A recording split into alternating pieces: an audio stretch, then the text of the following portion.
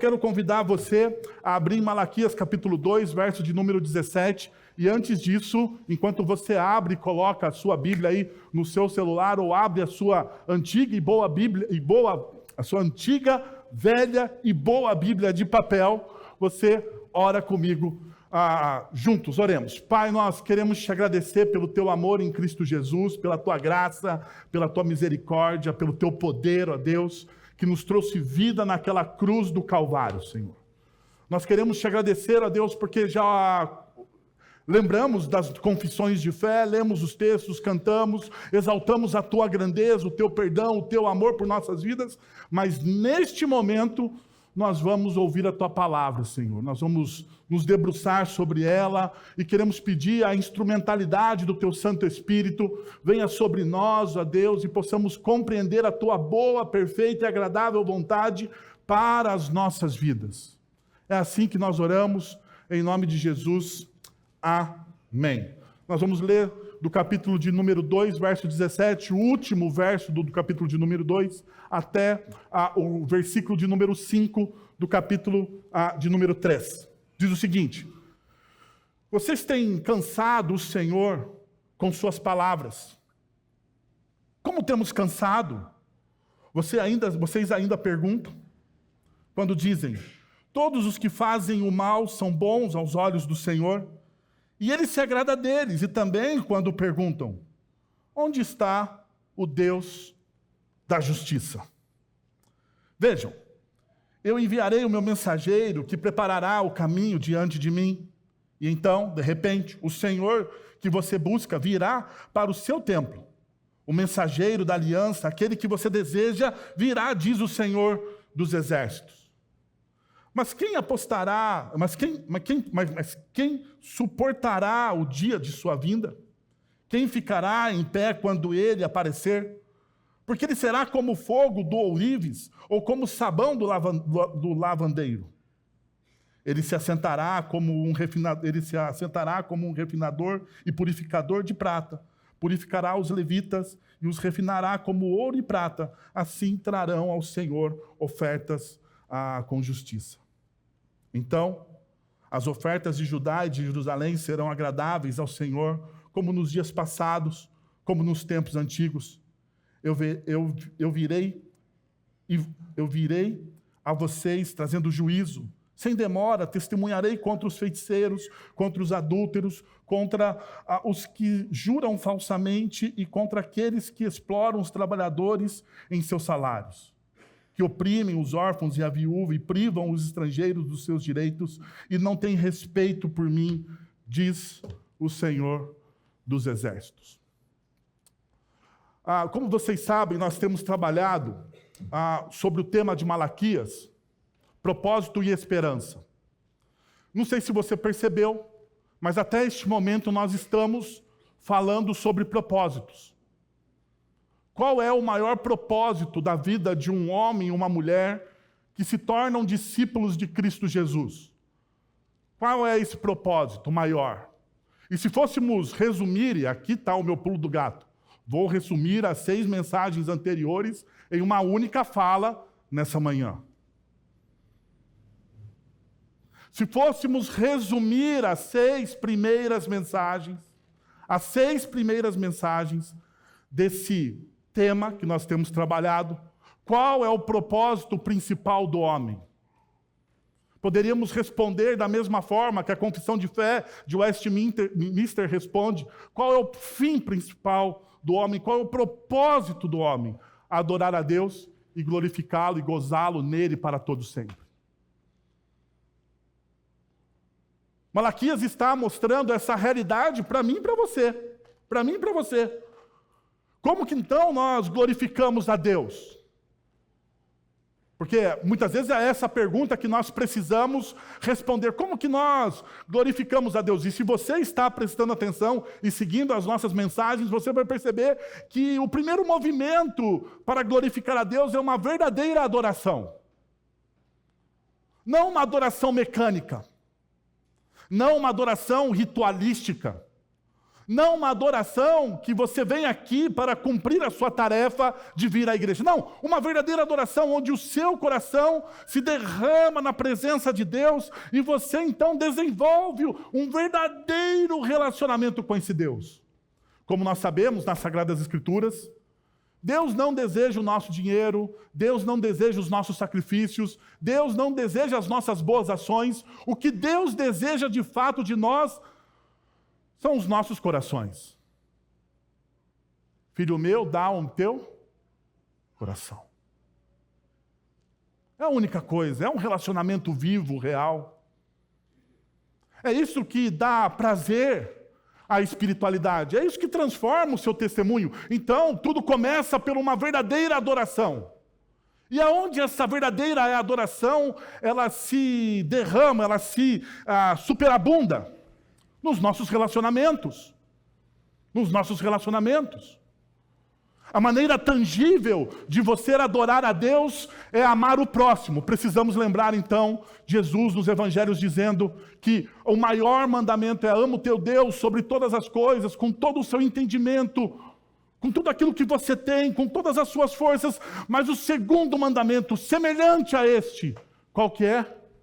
Ama o teu próximo. Ama o teu próximo. Desenvolva relacionamentos saudáveis. Faça o bem. Perdoe aquele que te ofendeu. Busque a reconciliação. Tenha misericórdia das pessoas. Não olhe para as pessoas rotulando elas, mas tenha misericórdia no seu coração em relação às pessoas. É assim. É assim que a nossa adoração extravasa o espaço religioso. É nos nossos relacionamentos. Tanto é verdade que em um momento Deus vai tratar especificamente sobre casamento. Sobre casamento. E por que Deus então trata sobre casamento especificamente falando contra o divórcio, contra aquilo que nós vemos na nossa cultura? O casamento se tornou banal. Pessoas se casam e se divorciam como se fossem ao mercado e comprassem suas roupas íntimas. Isso acontece dentro da nossa cultura e Deus, então, está julgando o povo. O povo de Israel fazia a mesma coisa. O pior disso, muitas vezes, que nós usamos as pessoas. Usamos as pessoas para obtermos felicidade. Transformamos as pessoas em coisas. Coisificamos as pessoas. Coisificamos. Tratamos as pessoas como nós tratamos o nosso smartphone. No dia que ele dá problema, você vende e compra outro. Você vende e compra outro. Você bota numa gaveta que não vai ser mais usado e está lá, né, um monte de smartphone sem uso. O fato é que Deus trabalha o casamento dizendo que se você quer desenvolver uma espiritualidade forte no compromisso com as pessoas, você precisa ser fiel no pouco. Fiel no pouco. Se relacionando bem com as pessoas que estão ao seu lado, principalmente com a sua esposa, com o seu marido. Não use ele. Não use. Mas deveria ser diferente, então? E como nós rompemos essa forma de usar as pessoas? Servindo elas. Servindo as pessoas. Trabalhando em favor delas. Por isso que nos evangelhos nós vemos, suportem uns aos outros. Suportar uns aos outros, para nós, às vezes, cai naquela redução da figura de linguagem, aonde acha que eu vou suportar a pessoa com quem eu me escolhi casar, eu vou suportar, estou suportando esse negócio aqui do meu lado. Mas não é isso que o texto está dizendo. O texto está dizendo para você se tornar uma plataforma para que o outro possa crescer. Essa é a ideia. Essa é a ideia. Porque Deus sabe que bons casamentos abençoam não somente a comunidade cristã, o povo de Deus, mas abençoam a sociedade. A sociedade. A nossa sociedade está fragmentada e violenta, porque as famílias estão se dissolvendo. Perceba. Quais são os laços mais importantes que nós temos? Aonde nós aprendemos a amar? Aonde nós aprendemos a servir? Aonde nós aprendemos a doar? Aonde nós aprendemos a ter domínio próprio? Aonde? Nos nossos lares, nas nossas casas. E quando o casamento se torna banal, fraco, dissolvido, quando, como diz Zygmunt Bauman, quando se torna líquido, as pessoas também se tornam fracas. Os relacionamentos se tornam líquidos. E nós perdemos a consideração, o respeito, o amor. E não servimos mais as pessoas. Então, esse seria o resumo daquilo que nós trabalhamos até agora. Nós vamos hoje falar sobre uma das coisas que mais afeta os relacionamentos também. Então, perceba, mas agora não somente um relacionamento entre as pessoas, mas um relacionamento que ocorre até mesmo com Deus. E uma das imagens, enquanto eu estava estudando o texto que vou trazer, o texto que nós acabamos de ler aqui, uma das imagens que me veio à mente, ou uma das lembranças que me veio à mente, foi essa: se você é, como eu, uma pessoa acima dos 40 anos de idade, você vai lembrar desse desenho animado. Quem lembra desse desenho animado aqui? Quem assistiu o desenho animado? Os jovens eu nem tenho esperança, porque os jovens só assistem aquele negócio de mangá. Como que é? Anime. E Yu-Gi-Oh! Vê se nome de desenho é Yu-Gi-Oh! Filho, o que você está assistindo? Eu estou assistindo o Yu-Gi-Oh! Aqui nós tínhamos desenho de verdade. Hanna-Barbera. Lip, o leão, e Hard, a hiena. Vocês lembram qual era o slogan, o mote, a fala principal da hiena? Ó vida, ó céus, ó azar. Todo mundo assistiu esse negócio. Louvado seja o Senhor que eu não estou nessa sozinho. E nós lembramos, então, do contexto desse desenho. O leão era a pessoa mais otimista que existia da face da terra, pelo menos no contexto do desenho. O leão era otimista e nós tínhamos, então, a hiena. A hiena que era totalmente desesperançosa. E uma das coisas que essa hiena fazia o tempo todo era reclamar. Murmurar.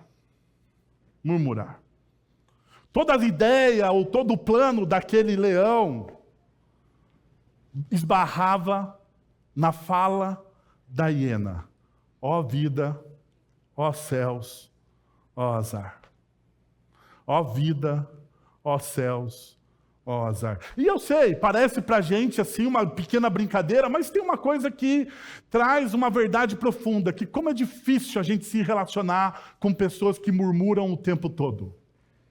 Como é difícil a gente se relacionar com pessoas que sempre estão olhando para o lado negativo, ou mais crítico, vamos dizer assim, o mais crítico da vida.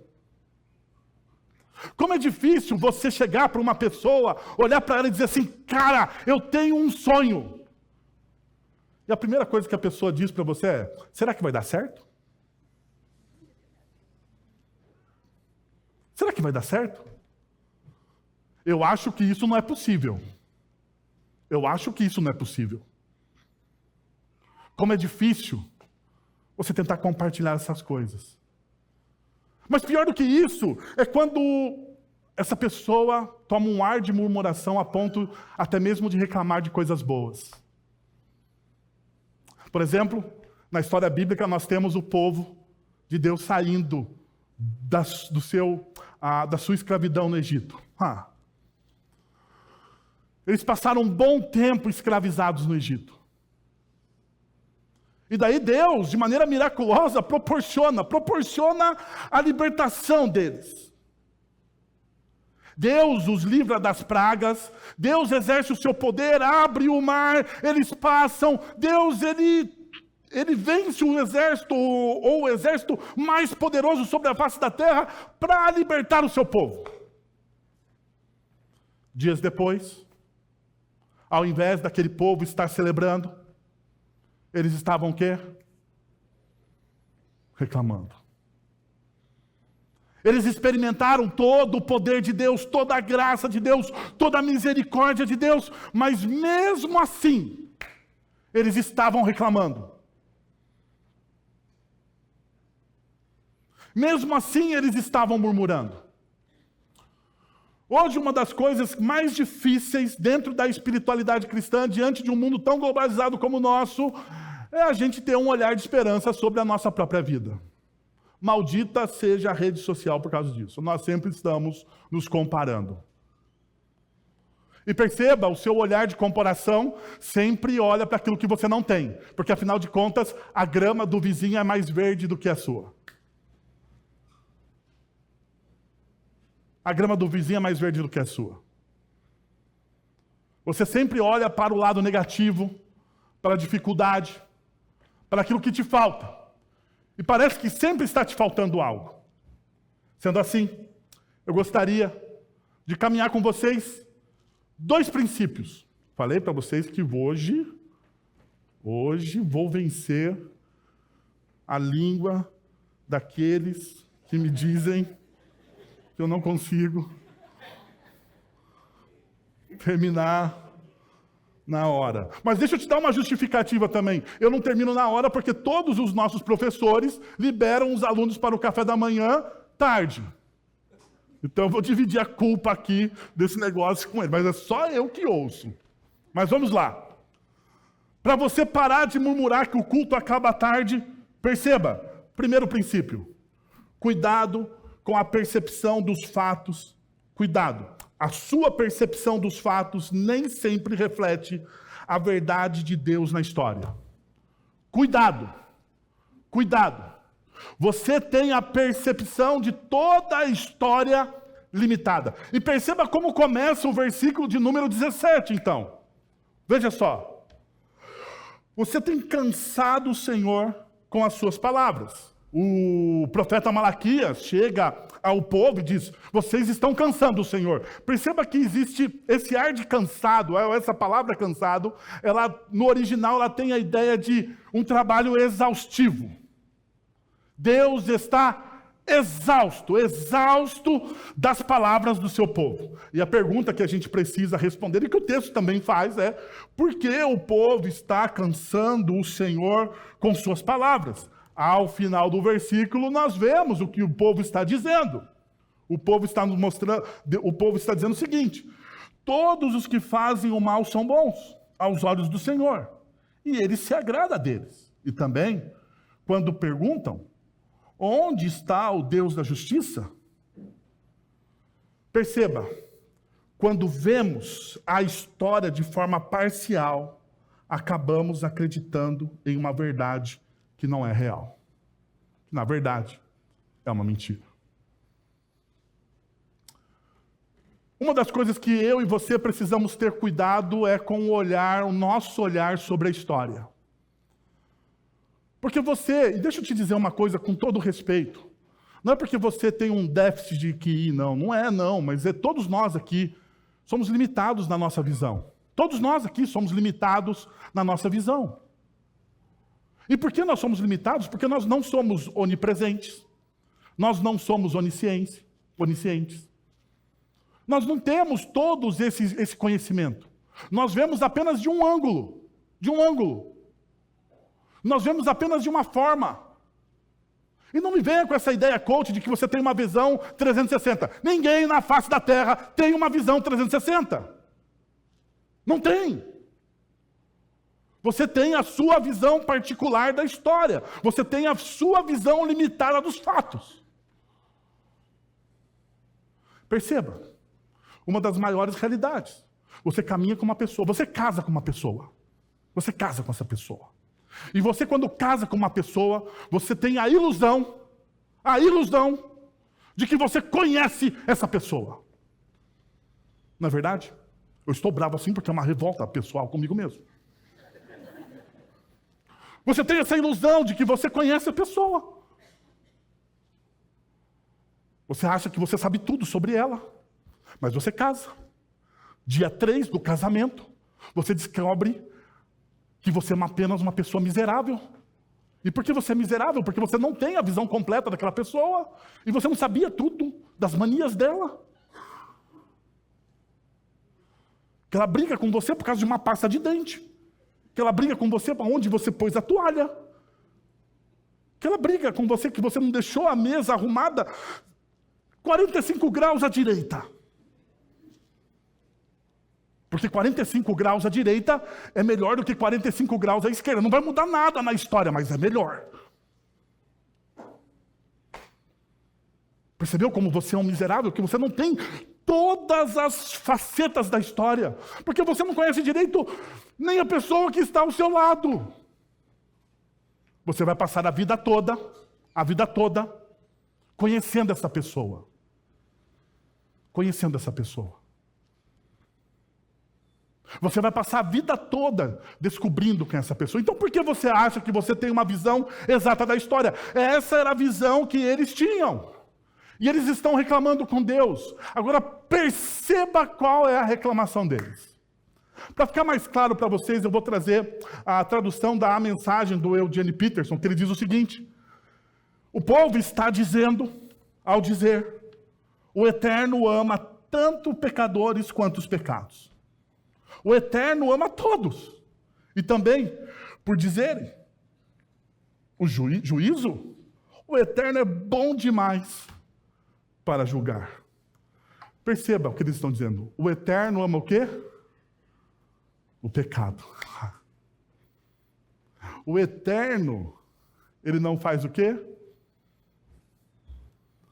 O julgamento dos maus. E talvez você se encontre nessa situação na sua vida. Algo te aconteceu.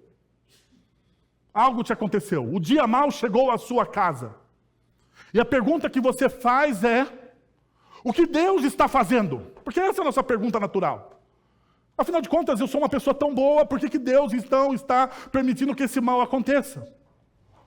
A pergunta que o salmista faz: por que os ímpios prosperam?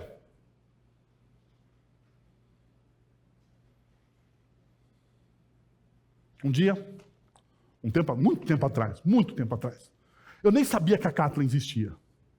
Porque quando você vai contar a história antiga, você tem que falar que a sua esposa você nem sabe que a sua esposa... Porque ela vai falar assim, mas como assim?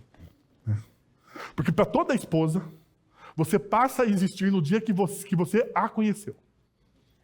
Você percebeu isso? É uma verdade. Homens, percebam essa verdade. Bom, há muito tempo atrás, quando eu ainda não existia, porque não conhecia a Kathleen, eu passei a existir depois, quando ainda não era, tinha tomado um fora de uma menina. Você já tomou um fora de alguém? Já? Não tomou? Só eu tomei? Meu Deus do céu, que miserável que eu sou. Tinha tomado um fora, estava numa lanchonete. Perto, eu lembro do lugar que eu estava, perto do glorioso estádio de futebol de Campinas, o Brinco de Ouro da Princesa, casa do Guarani Futebol Clube de Campinas. Estava lá, sentado com os amigos. Eu era crente, estava tomando um porre de fantaúva. Crente. Estava tomando lá um porre de fantaúva, lamentando porque eu tinha tomado um fora. De repente, quando eu fui pagar a conta, olhei para o lado, vi um rapaz mais feio, mais feio do que eu, então ele era muito feio.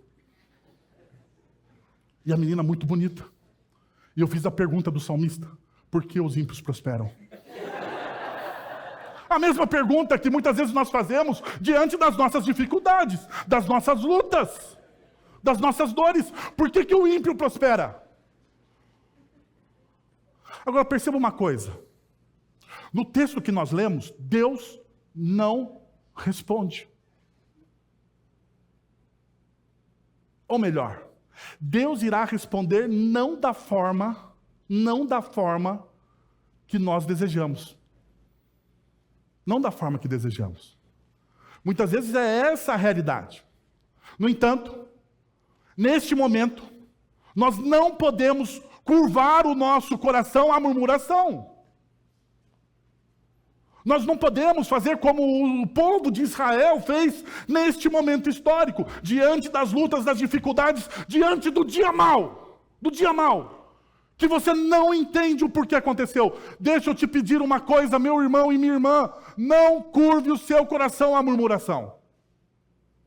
E por quê?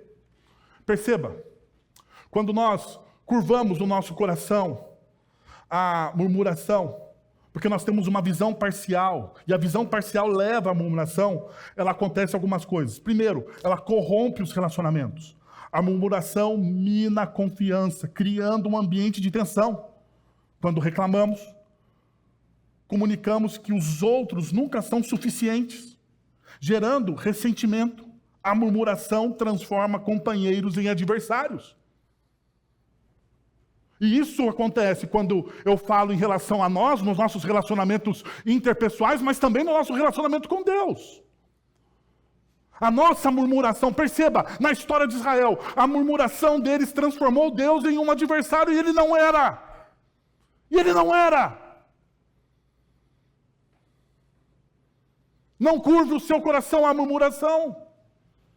Um outro efeito da murmuração é quando nós nos exoneramos da responsabilidade. O murmurar evita a autocrítica, protegendo a culpa nos outros. Projetando a culpa nos outros. Essa postura gera uma ilusão de inocência ou uma falsa sensação de controle. Quem murmura se esconde atrás da vitimização. O murmurador sempre é vítima. Ele nunca é responsável pelos fatos. Ele nunca é responsável pelos fatos. É sempre a culpa de outro. O insucesso é culpa de Deus. O insucesso é culpa do meu marido, do meu filho, do meu trabalho, do meu chefe. É sempre dos outros. O murmurador tem essa característica.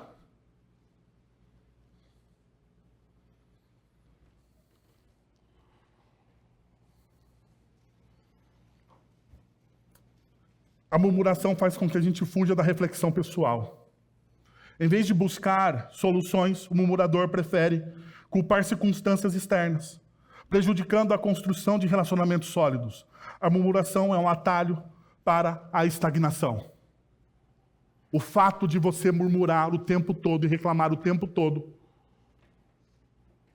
e você não reconhecer a bondade de Deus, a benevolência, o amor, a graça, aquilo que Deus já te deu. O fato de você não reconhecer isso te leva a uma estagnação. Por que você está parado na sua vida? Não é porque te falta algo. É porque você não é grato por aquilo que você já tem. Já tem. Por aquilo que Deus já te deu. Por aquilo que Deus já fez você possuir. Por último, a murmuração contamina o ambiente. A murmuração gera desconfiança e ressentimento, distorcendo percepção e focando nos efeitos em vez das virtudes. A palavra murmurada pode envenenar um coração. E perceba, se tornar um murmurador, você não envenena somente o seu coração.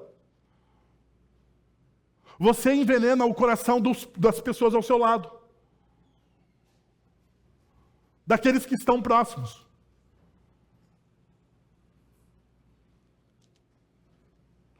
Tome cuidado. Deixa eu te contar uma coisa. Há um tempo atrás, eu e a Catherine tomamos uma decisão na nossa vida. Nós não falamos mal da igreja e de irmãos da igreja perto dos nossos filhos. Falamos mal sozinhos, estou brincando. Tomamos uma decisão firme de segurarmos a nossa língua perto dos nossos filhos. Por quê? Porque eu quero que os meus filhos entendam que a igreja é o melhor É o melhor lugar para se estar. É o melhor lugar para se estar. Então eu reclamo de vocês, fiquem tranquilos, eu reclamo com Deus. Eu falo mal de você para Deus. E entrego a sua vida na mão de Deus. Ele que se vire com você. Mas eu não falo mal de você ou das nossas experiências na igreja para os nossos filhos, para os meus filhos. Esse foi o propósito que eu e a Kathleen fizemos. E por que nós fizemos isso? Porque eu não quero envenenar o coração dos meus filhos a respeito da igreja. Diferente de vocês, eu e a minha esposa vivemos a igreja intensamente. Vivemos a igreja intensamente. E por vivermos a igreja intensamente, temos a glória de servir uma igreja, mas também os dessabores de servir uma igreja. Os dessabores. E existem, porque Jesus nos diz que no mundo tereis aflições. E isso é natural. No entanto, eu não posso curvar o meu coração à murmuração. Porque eu não vou somente envenenar o meu coração, eu vou envenenar o coração das pessoas que estão ao meu lado. E daí eu vou me tornar uma pedra de tropeço para as pessoas que estão ao meu lado. E eu não quero isso. E eu não quero isso. Então faça um acordo com a sua língua. Controle. Um coração murmurador se afasta do chamado de ser um pacificador e colaborador do reino de Deus. A murmuração distorce nossa compreensão da realidade e corrompe a unidade do corpo de Cristo. Os discípulos, como discípulos, somos chamados a discernir a verdade da mentira, reconhecendo que a murmuração não apenas prejudica nossos relacionamentos, mas também nos desvia da missão que Deus nos confiou. Precisamos lembrar que a verdadeira comunhão é alimentada pela graça. A verdadeira comunhão é alimentada pela graça, não pela crítica. E que a edificação do corpo de Cristo requer um compromisso, não com a crítica, mas com a verdade, com a honestidade. Então, ao invés de você se tornar uma pessoa crítica, um cri-cri da comunidade, se torne uma pessoa que fale a verdade e seja honesto com as outras. Porque vocês já perceberam, né? Na igreja, as críticas são veladas. E geralmente começa assim: pastor, olha, não é fofoca.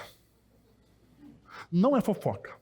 Mas é por amor ao irmão. Se é por amor ao irmão, raios que o parta, fale a ele. Não é verdade? Seja honesto. Honestidade e verdade é que edificam a igreja e não a crítica. E não vem com esse negócio de crítica, já falei aqui e vou repetir. Estou que nem a aeromoça que fala e repete as coisas para as pessoas entenderem, de uma vez por todas. Não existe crítica construtiva. Não existe. Toda crítica, ela é desconstrutiva. Ela quer desconstruir algo que você faz para construir algo na visão do outro melhor. Mas ela é. Então, você, como discípulo de Jesus, você não tem a opção de ser um cri-cri ou ser um crítico. Você precisa trabalhar com a verdade e a honestidade. Isso, então, cria a nossa edificação. Perceba, como Paulo nos ensina em Efésios, capítulo 4, verso de número 29, não saia da vossa boca nenhuma palavra torpe, mas só o que for boa para promover a edificação, conforme a necessidade. Perceba, conforme a necessidade. Você fala quando for o quê? Preciso. Quando não é preciso, você faz o quê?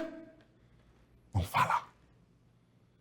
Por isso que o Tiago vai dizer o seguinte: se você consegue dominar a língua, você consegue dominar o quê? O corpo todo. Tiago vai dizer que a língua é o menor dos órgãos, mas ele é como o leme do navio. controla o corpo todo. Se você consegue dominar a sua língua, você tem o autocontrole, domínio próprio. Perceba, Paulo está dizendo, não saia nenhuma palavra torpe. Não pense que palavra torpe aqui são aquele palavrão que você fala de vez em quando. Não é, não é. No grego, a palavra torpe aqui é sapros. Significa podre, corrupto. São as palavras que corrompem. Que corrompem. É frequentemente usado no Novo Testamento para descrever algo moralmente impuro. Moralmente impuro. Então não é aquele palavrãozinho que você fala aí de vez em quando, porque é pecado também. Mas não é só isso. Não é só isso. É muito mais do que isso. Isso tem a ver com a nossa murmuração. Murmuração, como expressão de palavras negativas e destrutivas, se encaixa perfeitamente na definição do apóstolo Paulo. Em Mateus capítulo 7, versos 17 e 18, Jesus fala para você, fala sobre uma árvore com bons frutos. Você reconhece uma árvore pelos seus frutos. E Jesus usa a mesma palavra para os frutos podres. Você se tornar um murmurador, você está apodrecendo as pessoas que estão à sua volta. É por isso então que Deus está cansado das palavras do povo de dele. Vocês entenderam agora? Por que está cansando Deus? Porque, meus irmãos, murmuração cansa. Cansa. Ó vida, ó céus, ó azar, murmuração cansa. Segundo, atenção. Primeiro, cuidado. Segundo, atenção. A justiça de Deus se manifesta de maneira inesperada, não como planejamos. A justiça de Deus, ela não se manifesta da forma como você planeja. Ok? Se você cresceu na igreja, nos anos 80, você ouviu a maior mentira que se falou do Evangelho. Venha para Jesus e você se tornará uma pessoa feliz.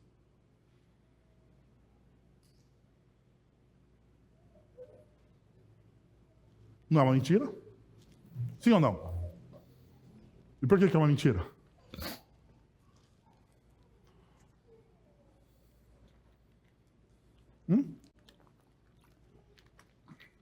Porque felicidade nos evangelhos não é um fim em si mesma.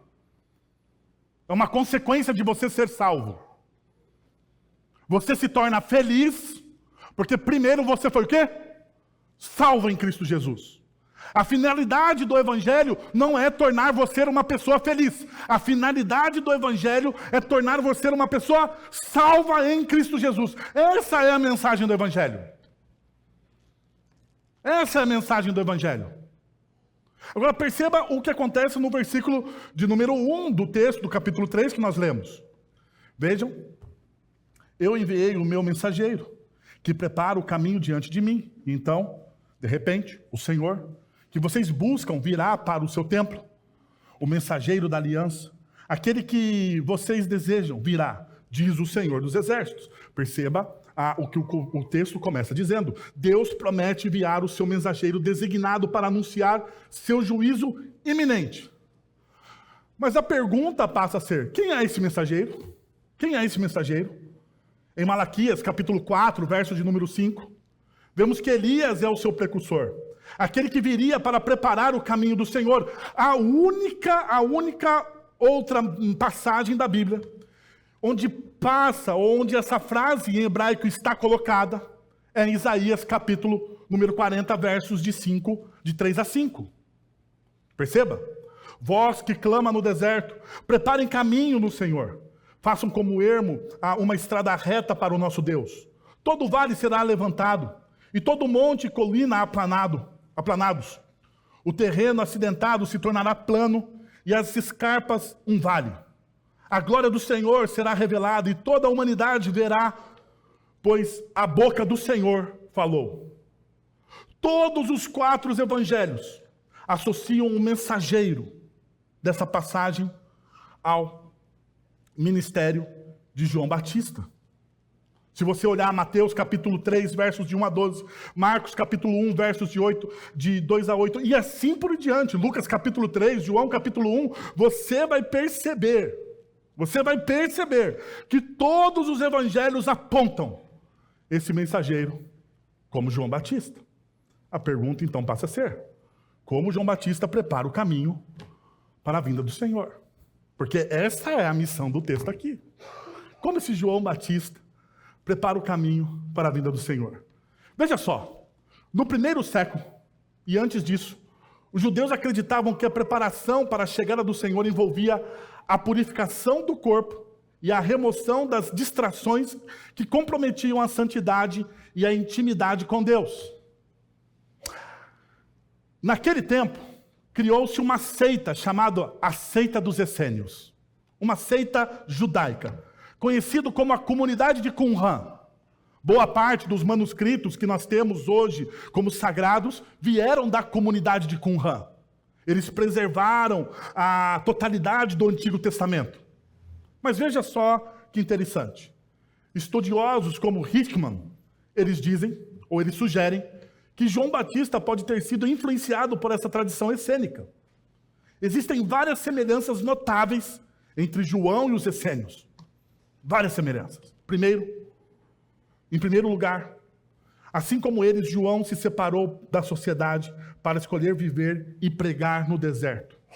Mais importante notar que o deserto de Israel não era um local confortável, como sempre, né? Nenhum deserto é confortável. Era uma terra árida e desolada. Viver nessas condições difíceis demonstrava que João, à semelhança dos essênios, não se apegava a coisas deste mundo, mas se concentrava em preparar o caminho para a vinda do Senhor. Além disso, os essênios eram conhecidos por seus batismos ritualísticos. Para manter a pureza e a santidade diante de Deus, eles se purificavam num ritual chamado Mikvah. Eles se batizavam, e esse batismo serviria como uma purificação dos pecados. Os membros dessa comunidade, os novos membros dessa comunidade, faziam a mesma coisa. Mas perceba, existem algumas diferenças gritantes entre João Batista e os essênios. Enquanto João se retirou ao deserto, ele não permaneceu isolado. Você precisa se lembrar disso. Ele eventualmente voltou e se engajou com a sociedade. Enquanto os essênios enclausuravam-se até serem massacrados pelos romanos em 68 depois de Cristo, João, ele voltava à cidade e pregava o quê? Arrependei-vos. Você precisa se lembrar que nos evangelhos conta o porquê João foi preso e foi martirizado. João foi preso e martirizado porque ele pregava contra a promiscuidade da corte de Herodes. Ele foi martirizado. Ele ia à cidade e denunciava os erros da comunidade.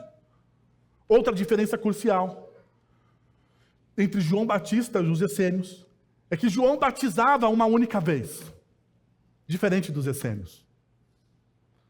Perceba, a religiosidade te leva a rituais sem sentido algum.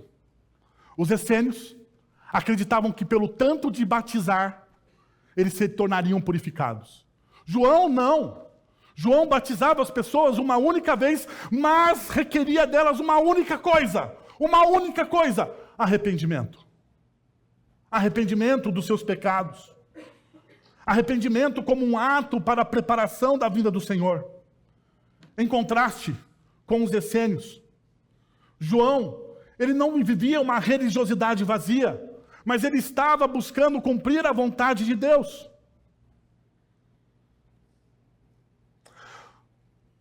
A pergunta é se você está disposto a isso. E por quê? Porque muitas vezes, nas nossas vidas, nós preferimos a religiosidade. Nós preferimos a religiosidade. A religiosidade nos dá os rituais. A religiosidade não exige de nós o arrependimento. Deixa eu parar aqui e falar novamente para vocês sobre arrependimento. Arrependimento é um ato emocional. Você precisa se sentir arrependido. Ou é um ato racional, da sua razão? O que você acha que é arrependimento? É um ato emocional? Você precisa sentir aquela dorzinha. Sabe aquela dorzinha que você comeu o chocolate que você não devia? Fala assim, ai, me arrependi. Não devia. Não devia. Ou quando você vai no churrasco, você come mais do que devia? Porque em churrasco a gente sempre come mais do que deve. É ou não é? É ou não é? Ainda mais quando... Eu vou dar uma dica para você, dica de milhões. Se você for fazer um churrasco, chame o Adílio, o diácono Adílio, para fazer o churrasco para você. Você será uma pessoa extremamente feliz. Ele faz muito bem o churrasco. Muito bem. Ok? Dica para você. Convide o Adílio. E me chame também, por favor. Me chame aí para esse negócio, tá bom? O que a Bíblia exige de nós é um arrependimento. O arrependimento não de um ato emocional, mas de um ato racional. Precisamos lembrar de Romanos, capítulo 12, verso 1 e 2, que diz o quê? Que nós precisamos transformar a nossa mente. Transformai-vos a forma com que vocês pensam. Transformem a mente de vocês, porque esse é o culto o quê? É o culto emocional das nossas emoções. É o culto o quê? Racional. Racional. É uma mudança de mente. Você reconhece os seus erros. Você sabe que em você não existe bondade. Você sabe que pela sua própria força você não conseguirá mudar. Você precisa de algo maior do que você. Isso é arrependimento. É reconhecer de maneira real as suas limitações. É você olhar para Deus e pedir, Deus, eu não consigo perdoar aquele irmão. Não consigo. Já tentei. 1, 2, 3, 4, 280 vezes, mas não consigo. Eu tenho uma limitação. Toda vez que eu faço de perdão, eu lembro, como se fosse hoje, pregando numa igreja, primeira igreja presbiteriana de Nárnia, para ninguém ficar sabendo, que igreja era essa? Não interessa que igreja que era. Preguei sobre perdão. Você deve perdoar 70 vezes 7. Olha que maravilha. Saiu do dia, uma senhorinha chegou para mim e falou, pastor, faço exatamente o que você disse. Eu perdoo. Só que eu não esqueço. Não esqueço. Mas eu perdoo. Não é perdão então, minha irmã. Não falei isso, mas pensei. Respeitei a senhora. Final de culto. Já tinha pregado 1 hora, não ia pregar mais 1 hora para ela. Fiquei com dó dela. O fato é esse, se você precisa reconhecer as suas limitações, então é algo racional que está no seu coração. E eles não tinham isso. Eles não tinham isso. Agora perceba o que o texto vai nos conduzir. Perceba uma coisa que fica evidente. O Senhor aqui. Então esse fala de um mensageiro. E perceba que essa profecia de Malaquias, 400 anos antes, ela se cumpre nos evangelhos. O mensageiro é João Batista. Mas a profecia não fala somente do mensageiro. E então, de repente, diz, o Senhor que vocês buscam virá para o seu templo. O Senhor que vocês buscam virá. O mensageiro da aliança. Aquele que vocês desejam virá. Senhor. A palavra Senhor no hebraico diz isso. É um termo indicado à autoridade e soberania. No contexto de Malaquias, refere-se à vinda do próprio Deus. Ou mais especificamente, a vinda de Cristo como soberano Senhor. O texto está apontando aqui para Jesus. Jesus é o Cristo, é o verdadeiro. 400 anos antes, e o texto está apontando, Jesus ele vai entrar, e perceba, ele dá detalhes, ele entrará no templo, no final do ministério de Jesus, o que ele faz? Ele entra no templo, ele expulsa os vendilhões, ele restaura, ele reivindica. Esta é a casa do meu pai e deverá ser uma casa de oração. Veja uma outra coisa. O texto fala do anjo da aliança. A NVI trabalha como mensageiro da aliança, mas a revista é atualizada, transforma como anjo da aliança na sua tradução. Este termo destaca o papel de Jesus como mediador da nova aliança entre Deus e a humanidade. O anjo da aliança. Ele é aquele que vem para cumprir e estabelecer uma nova aliança prometida nas Escrituras. Esse é o Cristo. O Cristo entra nessa história para nos suprir naquilo que nós não temos. As forças que não temos, ele vai vir e vai suprir. Mas perceba uma coisa muito evidente no texto. Muito evidente no texto. Não sei se você percebeu, mas existe no texto o seguinte: duas falas. Vocês buscam e aqueles que vocês desejam. Perceberam isso? A pergunta é: se os judeus buscavam e ansiavam pelo Messias, por que não o aceitaram? Veja, se os judeus, eles ansiavam e buscavam pelo Messias, porque esse é o que o texto está dizendo aqui para a gente. Por que eles não aceitaram? Perceba, às vezes estamos tão fixados em como imaginamos que as coisas deveriam ser, que nos tornamos cegos para as obras que Deus realiza ao nosso redor. Já percebeu, já parou para pensar isso? Que você está tão fixado nos seus projetos, nas coisas como você acha que elas deveriam ser, e você não se abre para aquilo que Deus já está fazendo ao seu redor. Deus já está trabalhando. Deus já está trabalhando em você. É fácil resistir às mudanças e aos desafios, esperando que a vida seja, ou que a vida siga, melhor dizendo, os nossos roteiros. Quem aqui tem roteiro da vida? Quem aqui? Quem aqui é um excelente roteirista? Roteirista, quem que é aqui? Roteirista. Roteirista, eu sou um excelente roteirista. Roteirista. Eu tinha a minha vida todinha planejada. Todinha. E algumas coisas deram certo. Algumas coisas deram certo. Eu tinha minha vida planejada. Saí do seminário, falei, vou me tornar um pastor, me tornei um pastor. Daí pensei comigo, meu roteiro, vou casar com a mulher mais bonita da igreja. Casei com a mulher mais bonita da igreja. Amor, I love you.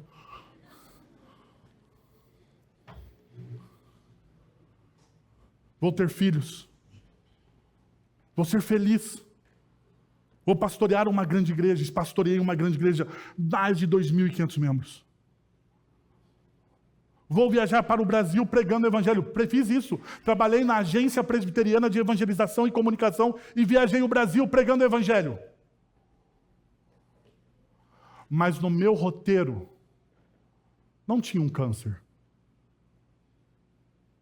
No meu roteiro não tinha um aneurisma de aorta superior. No meu roteiro não tinha... Não vou ficar falando aqui porque vocês vão ficar... Não é o momento. Mas o meu roteiro não tinha as coisas ruins que aconteceram na minha vida. Não tinham. Simplesmente elas aconteceram e eu precisei me submeter àquilo que Deus estava fazendo na minha história. Porque nem tudo é como você e eu planejamos. Porque veja, a Bíblia diz que o coração do homem pode fazer planos, não existe problema nenhum em você fazer o quê? Planos, não existe problema nenhum. Pelo contrário, você deve planejar a sua vida. Mas perceba o que a Bíblia também diz, que a resposta certa vem de quem? Dos lábios do Senhor. O dia mau que você talvez esteja passando neste momento, seja a resposta certa dos lábios do Senhor. E você precisa abraçar isso. Com fé, com gratidão, com um coração que não murmura.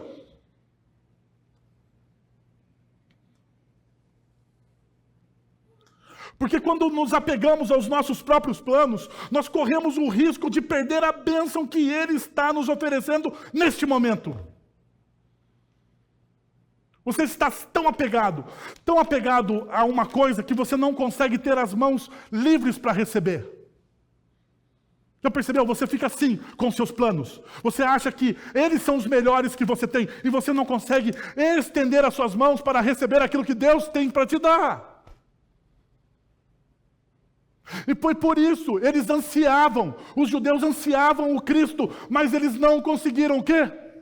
Recebê-lo. Não conseguiram. Porque eles estavam tão fixos na ideia de como deveria ser o Cristo que eles não conseguiram. Dois princípios. Primeiro, não se apegue às coisas deste mundo. Concentre-se em preparar o caminho para o Senhor, como fez João Batista. Não se apegue às coisas deste mundo. Seja um desapegado. Seja um desapegado. Não viva apegado àquilo que você tem. Não é seu, foi Deus que te deu. Fique em paz. Faça como Jó. Deus deu, Deus tirou, bendito seja o nome do Senhor. Por fim, não resista ao que Deus está fazendo em sua vida, apenas porque não se encaixa nos seus planos. Que tal você parar neste momento para refletir, orar e durante a semana tentar colocar isso em prática na sua vida? Feche seus olhos, abaixe sua fronte. Ore ao Senhor. Fale com Ele. Aquilo que Ele falou ao seu coração nessa manhã. Fale com Ele especificamente aquilo que Ele falou com você nessa manhã. Ele está aqui e está te ouvindo. Ele não é o seu inimigo. Você fez dele seu inimigo pela sua murmuração, mas ele não é o seu inimigo, ele é seu amigo em Cristo Jesus, ele é seu Pai. Pai, nós estamos na Tua presença e nós queremos Te agradecer por tudo aquilo que nós ouvimos nessa manhã da Sua palavra, Senhor. Aquilo que o Senhor nos deu, Pai. Que o nosso coração, ó Deus, esteja atento ao Seu mover nas nossas vidas, para que possamos ser transformados, ó Deus, no caráter de Cristo Jesus, Pai. O Senhor conhece o coração de cada pessoa aqui presente. O Senhor sabe qual é o dia mau que cada um aqui está passando. Qual é o desafio, a dor, a luta, a solidão. Eu quero te pedir, Pai, que em nome do Senhor Jesus, Teu Santo Espírito, neste momento, comunique as verdades do Teu Evangelho e essa pessoa se sinta acolhida, abraçada pelo Teu Santo Espírito. Esse que é o nosso Consolador, o nosso Conselheiro, aquele que o Senhor nos deu através da cruz do Calvário, através do sacrifício de Cristo Jesus, o nosso Senhor, esse Santo Espírito, nos transforma. Comunica as Tuas verdades, Senhor. É assim que nós oramos em nome de Jesus. Amém. Agora, irmãos, que a graça de nosso Senhor e Salvador Jesus Cristo, o amor de nosso Deus e Pai, o conselho, o consolo, o poder e a ação do Santo Espírito de Deus estejam sobre vocês agora e pelos séculos dos séculos. Amém.